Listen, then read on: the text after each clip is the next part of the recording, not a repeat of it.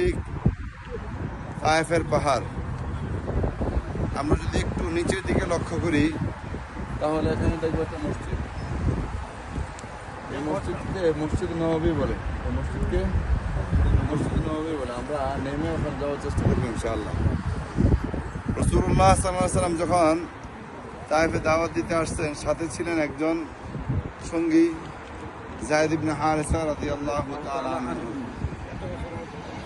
রাসূল আকরাম সাল্লাল্লাহু আলাইহি ওয়াসাল্লামের পালক সন্তান।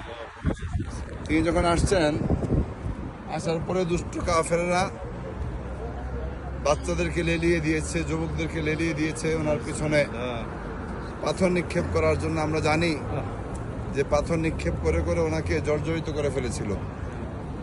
অবশেষে যখন নবী আলাইহিস সালাতু ওয়াস সালাম একে একে 3 জায়গায় অজ্ঞান হয়ে পড়েছিলেন, সর্বশেষ অজ্ঞান হয়েছিলেন এখানে এই মসজিদের একটা জায়গায়।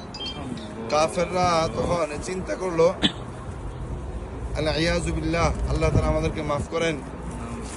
তারা সিদ্ধান্ত নিল যে তাকে এখান থেকে উঠিয়ে কোথাও কবরস্থ করার প্রয়োজন নেই, বরং উপর থেকে বড় একটা পাথর নিক্ষেপ করব।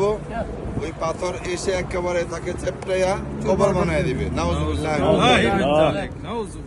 তো তারা বেশ কয়েকজন উপরে উঠলো, উঠে বড় একটা পাথর আমরা যেটা দেখতে পাই, এই যে এখানে বড় একটা পাথর আছে, দেখা যায় এই যে বড় একটা পাথর, বড় একটা না, এই যে নিচে বড় একটা পাথর।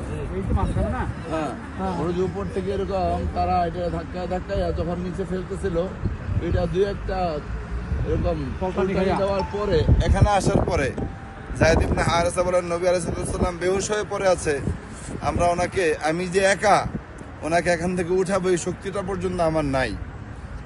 এই মুহূর্তে আমি দেখতেছি এটা পড়লেই নবী আলাইহিস সালাম একেবারে কবরস্থ হয়ে যাবে। ঠিক ওই সময় আমি একটা শব্দ শুনলাম, ইয়া হাজার উসকুত, হে পাথর থেমে যা।